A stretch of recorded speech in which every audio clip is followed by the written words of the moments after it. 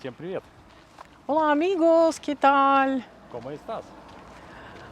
Bienvenido a nuestro канал We're in Spain. Нас спросили, как же испанцы все успевают, вообще как они справляются, если у них сиеста, если у них рабочий день удлиняется, как они вообще это выдерживают и как они занимаются при этом с детьми. Мне захотелось вместе с Алексеем записать для вас видео-ответ.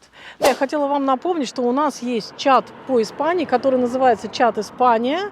И здесь существуют различные тематические рубрики, которые вы можете посмотреть, например, туризм, вы можете почитать полезные ссылки, а также оставить свои, поделиться опытом, где можно отдохнуть, магазины, рынки. Здесь мы тоже для вас полезную информацию, расписание разное и так далее, ссылочки. Можете написать о работе в Испании, о вакансии, об общественном транспорте.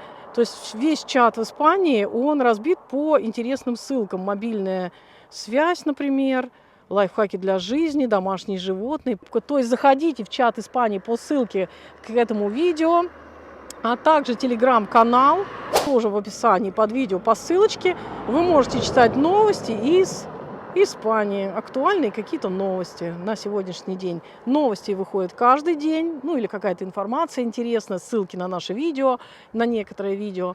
Ну и также чат работает все время, можете заходить, задавать вопросы, оставлять свои комментарии, общаться. Ну, а те, у кого не показывает YouTube, вы многие пишете, жалуетесь, вы можете, не переходя по ссылке, нажать прямо в телеграм-канале и просмотреть это видео, не переходя в YouTube и не открывая приложение. Так что есть телеграм-канал, есть телеграм-чат, переходите в описании по ссылочкам, подписывайтесь и получайте нужную вам полезную информацию, а также делитесь своей. У испанцев есть сиесты, в большинстве случаев многие закрываются на сиесту, отдыхают. Может быть, в крупных городах, в крупных торговых центрах, конечно же, этого нет. Многие туристические места работают без сиест, фармасии и так далее. Но во многих местах это действительно сохранено. То есть люди отдыхают, у них есть дневной какой-то отдых, время пообедать, время поболтать, может быть, встретиться с кем-то. Дети в школе прекрасно себя чувствуют. Многие школы, также дети там могут пообедать или какой-то перекус у них есть. И в основном в колледжах и в школах есть какие-то кружки также. Дети остаются до 5. Вот, например, в частных колледжах, да, наш сын оставался до 5, и там были какие-то занятия, репетиторы, дополнительные занятия, спортивные секции, бассейн. Так что все можно было организовать в колледже. Рабочий день может удлиняться до 8, до 9 часов вечера, но зато они имеют дневной отдых, дневную такую сиесту. То есть люди, да, они не зациклены, испанцы, они не зациклены вот на этих мелочах, им все прекрасно удается, они прекрасно с этим справляются, и в основном они акцентируют себя на том, что не на рабочем процессе ради того, чтобы работать, а на все-таки на какой-то такой более свободном, ну, как бы более спокойном образе жизни.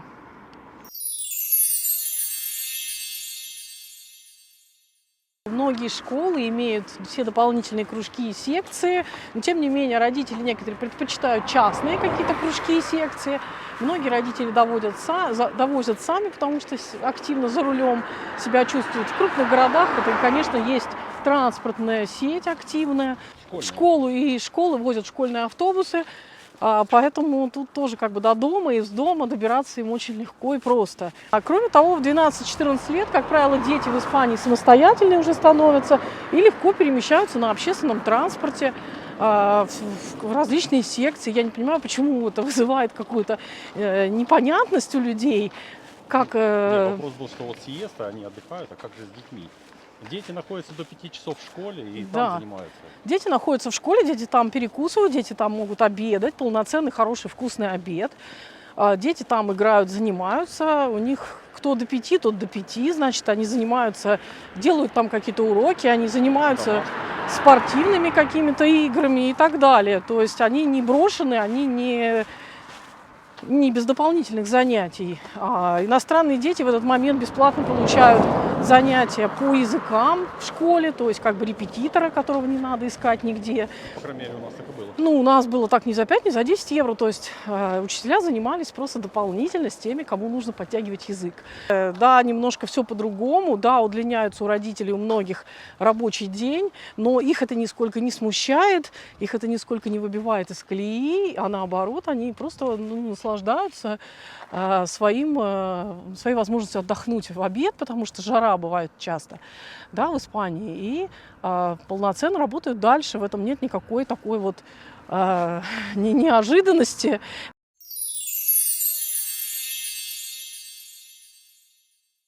У нас под видео спросили, как же они успевают. Я вот хочу побыстрее с работы уйти, быстренько сделать, даже без обеда проработать и бегом побежать домой. Многие, мы тоже так же, когда жили в Санкт-Петербурге, у нас примерно так и было. В любое свободное время хотелось побыстрее сделать свою работу и поехать домой. В Испании немного не так. В Испании они дома находятся только для того, чтобы поспать. А все остальное время проводят совершенно в других местах. Это либо двор, либо улица, либо торговые центры, либо какие-то мероприятия. Ну, вообще они привыкают к такому насыщенному образу жизни, наверное, стилю жизни, да, когда вот есть сиеста, есть дальше удлиненный рабочий день. Ну, как удлиненный? 8 часов, ни больше, ни меньше. Просто он растягивается именно из-за сиесты. Сиеста разрывает, но без сиесты, вы же поймите, в жаркой стране можно ласты склеить. То есть здесь нужно передохнуть, нужно охладиться, иногда принять душ, там, попить что-то холодненького, посидеть где-то под кондеем, потому что работа не у всех бывает в офисе, да, бывает где-то там в разъезде, в полях и так далее. То есть, ну, разные же, да, стройка и так далее, то есть у людей. И поэтому, конечно же, нужно немножко передохнуть, нужно поесть, попитать голову калориями. Тут здесь все работает, все функционирует, к этому стоит просто привыкнуть, но никаких таких моментов, что как же они им там с детьми, дети прекрасно справляются, и родители прекрасно справляются. Есть бабушки у всех, когда говорили, что институт бабушек только в нашей там стране, да, в СНГ.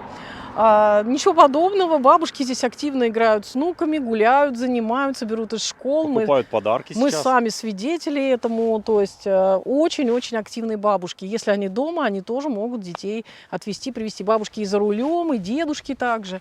Поэтому вообще не возникает у них каких-то таких моментов, когда ребенка некому забрать или ребенка некому отвезти в частную секцию после 5, да.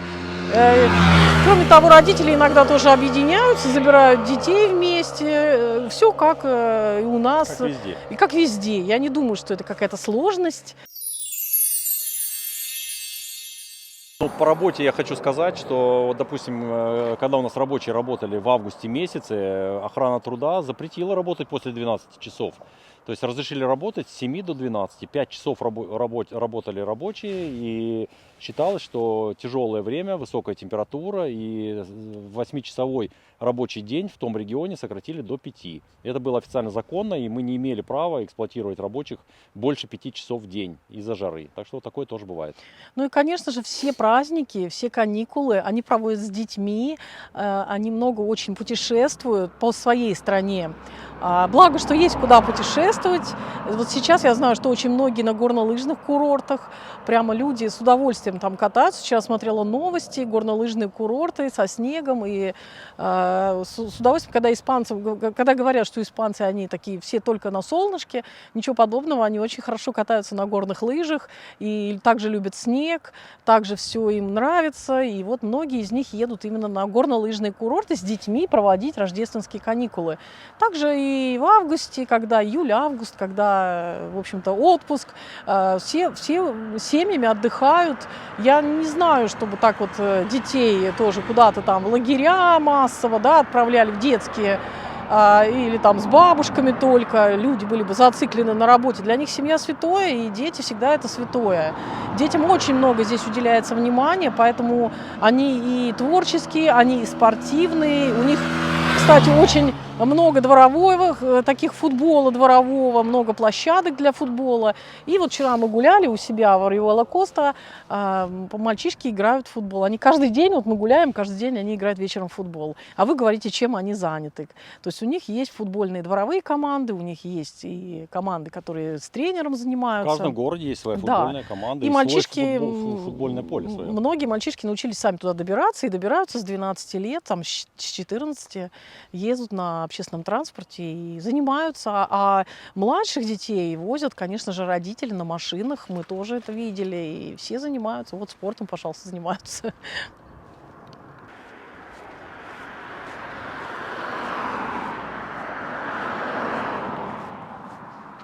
Ну, дорогие друзья, надеюсь, вам это видео интересно, полезно, как обычно. Если у вас есть что-то добавить, пожалуйста, добавляйте. Ну, все, на этом все. Увидимся в следующих наших роликах. Если у вас не показывает YouTube, многие сейчас так модно говорить, мы периодически размещаем в нашем телеграм-канале, Но который не будет всё. ссылка под видео, да. Переходите, подписывайтесь, там интересные новости, есть чат. Подписывайтесь, пишите, общаемся. Все вопросы можно задавать туда, и мы там с удовольствием отвечаем. Все, всем пока-пока. Adiós, amigos. Чао. Nos vemos. Чао.